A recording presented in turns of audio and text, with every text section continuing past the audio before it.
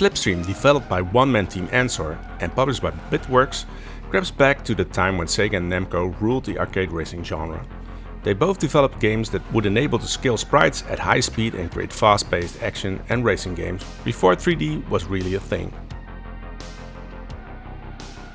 The earliest scalar examples were Namco's Pole Position and Sega's Turbo. It really came together in Sega's '86 arcade and console hit Outrun, and Sega then really took off in the '90s with Exhaust Heat, Galaxy Force 1 and 2, Outrunners, Power Drift and many more.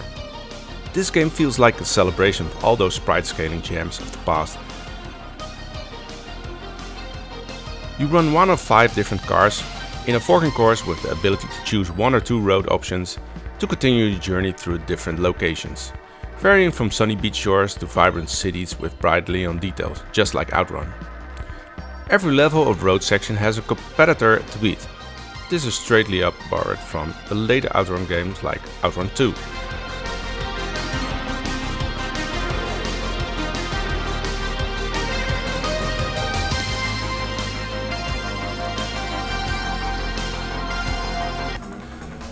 The core game mechanics are borrowed from later Outrun games too. Slipstreaming helps you pick up extra speed by driving behind other traffic. If you do not smash into that traffic, that could increase your speed massively, and it's crucial to getting to the end. The drifting mechanic is also a key feature borrowed from Outrun 2. It works roughly the same, but the way the drift is triggered is slightly different.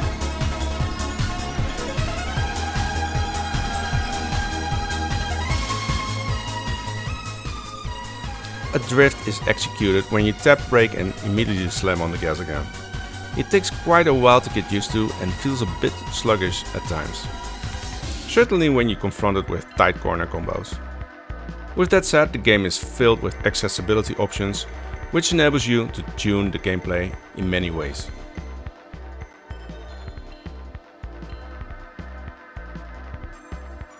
You can manage the power of your car, enable auto drift, slow the game speed down or up to your liking. Especially the auto drift feature makes the game way more accessible. Although the car gets a bit slippery, it's also way more responsive.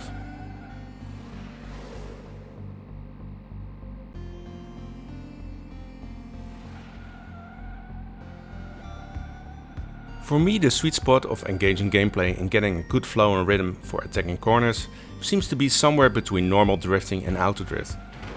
But in the end, manual drifting turns out to be getting better results.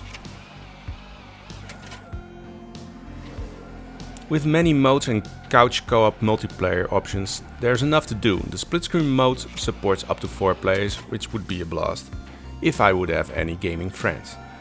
But as we have seen so many times before of lately, there's no online multiplayer. It seems like many smaller developers just do not want to mess with netcode.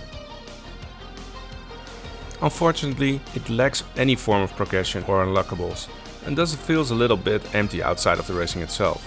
It does have its own achievement system, which can give you some goals to chase.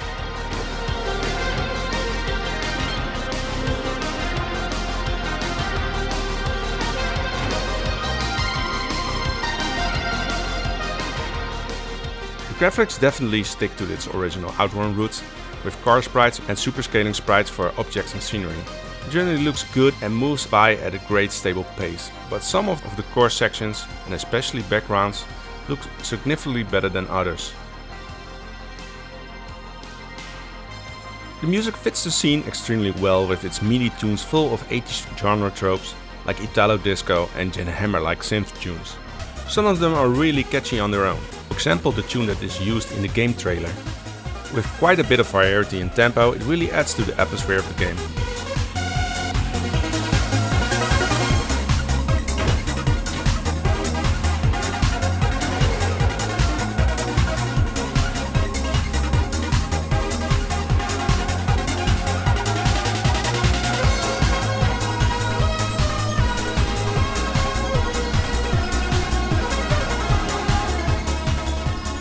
When we throw it all in a blender, you end up with a fun ride, once you get the hang of the drifting or tuning it to your liking. It looks nice and sounds great, but it's just a little bit empty after playing it. For me, it sticks a little bit too much to the source material without having that special Sega sauce added to the dish. It just misses one or two gameplay or production innovations to pull it into the current age of gaming. That said, it is a great example of what a small team is capable of doing exactly what they want to do. For its €9 price tag, it's a fun package you should get 5 to 10 hours of fun out of.